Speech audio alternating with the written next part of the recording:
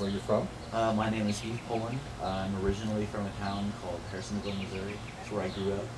I moved around a lot when I was younger. I had a lot of problems in school because I had ADHD undiagnosed for a very long time. And I also got diagnosed with bipolar whenever I was 19. See.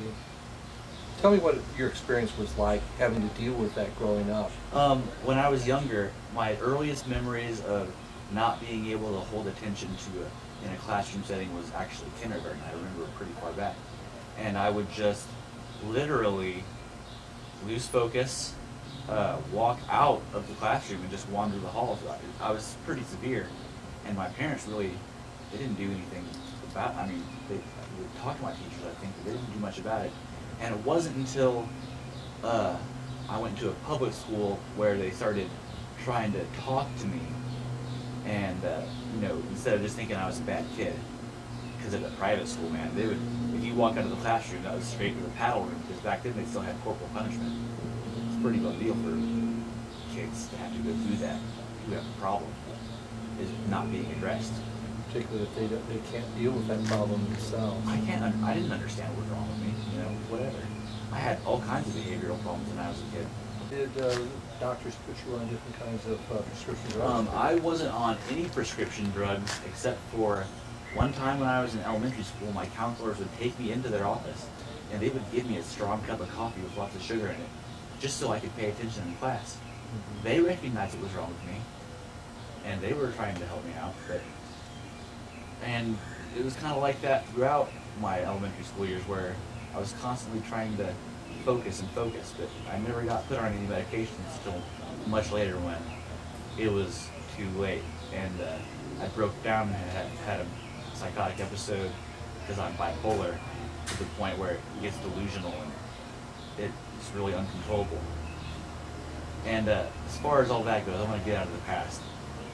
I have ADHD and bipolar for sure, maybe PTSD. We're still working that out with my doctors.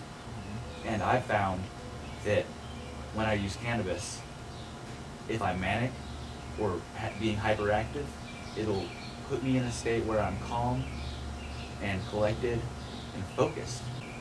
Whenever I smoke, my handwriting improves, my eloquence improves, my speech improves. Now I'm really nervous. I medicated earlier today, so I'm not a total mess. I was trying to hold off so I could show you a real before and after picture of it.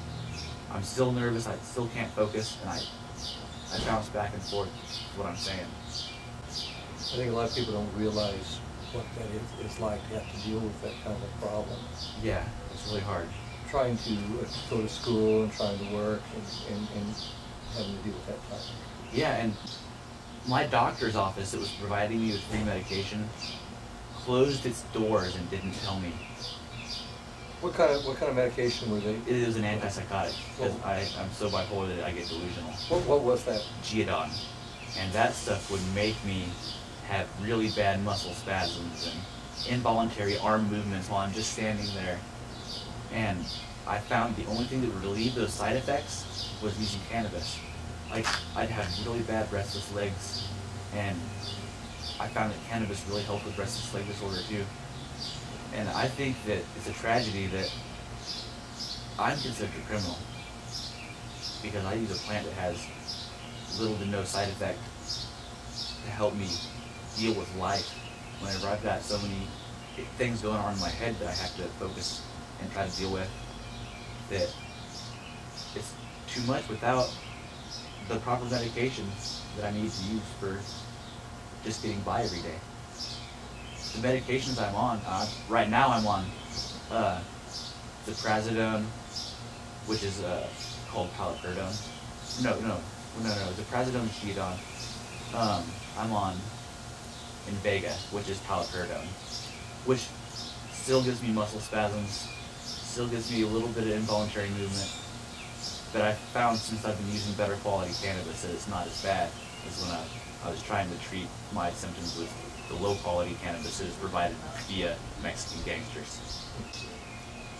So for you, legalization of medical cannabis in Missouri is a necessity, or else I could lose rights to see my kids. I know my son's mother would never do that to me because she understands I need it. But how am I going to approach him and tell him, hey, all your teachers, what they're telling you is a lie? How am I going to approach him about that? He's only 5, he goes into school next week. It's just been a long journey for me. And I think that people who have mental disorders really need to look into cannabis. I do not want to take Klonopin. That stuff made me a zombie to the world.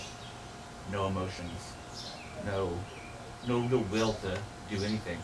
Even if I took it before I went to bed, the next day I felt like I had to stay in bed for an extra 5 hours just laying there drugged up from so much Klonopin they gave me. And Depakote, it causes your liver to break down and go into your blood system and causes you can get like a similar to cirrhosis and hepatitis where your liver will break down. And cannabis actually helps repair the liver. It's been shown to help repair the liver for alcoholics who've been drinking. So there's a myriad of reasons that I have to use this drug with my medication, because if I don't, the side effects could literally end my life. How do you feel whenever you hear someone say that cannabis causes psychosis? I'll tell them that it's one of the only things that has ever helped me with psychosis.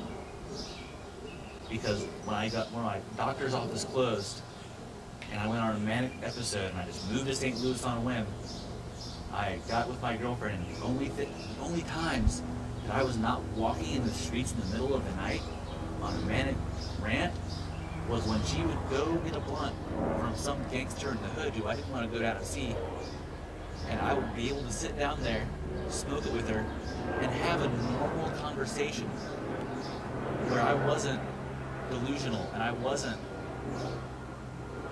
a complete and utter wreck. But that, I would need a constant supply of high-grade medical cannabis to be able to be stable from just cannabis, and that's not financially possible for me. That's just not. So I have to have these pharmaceuticals to keep me as a functioning person. My family, I put them through so much by having that disease. It's really detrimental to people's lives. It really hurts them. And on top of that, I have ADHD, so I can't focus. And if I didn't have cannabis, they would put me back on probably something like Adderall, like Klonopin or Xanax, and those side effects are not worth it. You want to be away from the pharmaceuticals. I want to be away from basic poisons.